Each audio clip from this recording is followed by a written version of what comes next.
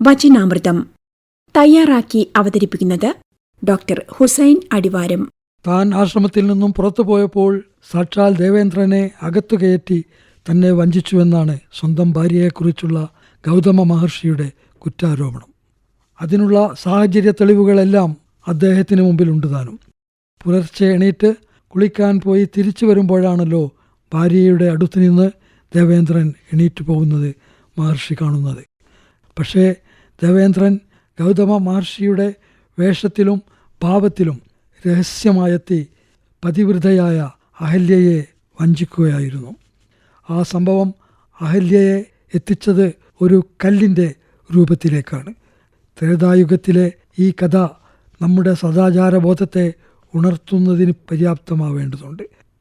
ശിലയായി മാറിയ അഹല്യക്കു രാമപാദ സ്പർശമേറ്റു മോചനം ലഭിക്കുകയുണ്ടായെങ്കിലും നമ്മുടെ ഇടയിൽ വഞ്ചിക്കപ്പെട്ടവർ ദുരിതങ്ങളുടെ കണ്ണുനീരൊപ്പാൻ അവർക്കൊരു പുതുജീവനേകാൻ സഹായികളെ തേടിക്കൊണ്ടിരിക്കുന്നു. ആയുസ്, ആരോഗ്യം, പഞ്ചേന്ദ്രിയങ്ങൾ, ബുദ്ധി, സമ്പത്ത്, വിജ്ഞാനം തുടങ്ങി എണ്ണമറ്റ അനുഗ്രഹങ്ങൾ ദൈവം നൽകിയിട്ടുള്ള നന്മകളാണ്. അവയെ ക്ഷണികമായ ഐഹിക ജീവിത സുഖത്തിനു വേണ്ടി നശിപ്പിച്ചു കളയുന്നത് സദാചാര മൂല്യങ്ങളുടെ അഭാവം കൊണ്ട് മാത്രമാണ്.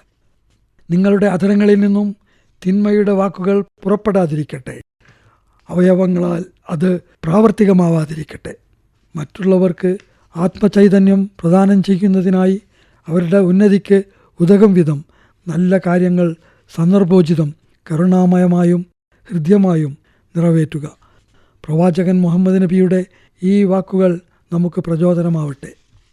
ജന്തുസഹജമായ ജീവിത താൽപ്പര്യങ്ങളും ആവശ്യങ്ങളും പൂർത്തീകരിച്ച് ജീവിക്കുന്ന മനുഷ്യന് ലക്ഷ്യബോധത്തോടെയും അച്ചടക്കത്തോടെയും ജീവിക്കാൻ ആവശ്യമായ ധാർമ്മിക നിയമങ്ങൾ ആണ് എല്ലാ സമുദായങ്ങൾക്കും നമ്മുടെ മതങ്ങളും ഇസങ്ങളും പഠിപ്പിച്ചിട്ടുള്ളത്.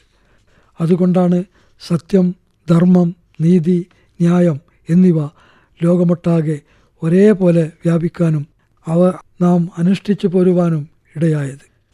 സമൂഹത്തിൽ നിന്നകന്ന് വനാന്തരങ്ങളിലോ ഗുഹാന്തരങ്ങളിലോ കഴിച്ചുകൂട്ടിയാവരുത് ജീവിതം. മറിച്ച് സമൂഹത്തിൽ സജീവമായി ഇടപെട്ടുകൊണ്ടായിരിക്കണം ജീവിതം. അപഥസഞ്ചാരങ്ങളിലൂടെ സംസ്കാരത്തിന് മൂല്യച്യുതിയുണ്ടാക്കാതെ സാക്ഷര കേരളത്തിൻ്റെ അഭിവൃദ്ധിക്ക് കോട്ടം തട്ടാതെ മുമ്പോട്ട് പോകുമെന്ന് നമുക്ക് ആശിക്കാം. ഡോക്ടർ ഹുസൈൻ അടിവാരം തയ്യാറാക്കി അവതരിപ്പിച്ച വചനാമൃതമാണ് ഇതുവരെ കേട്ടത്.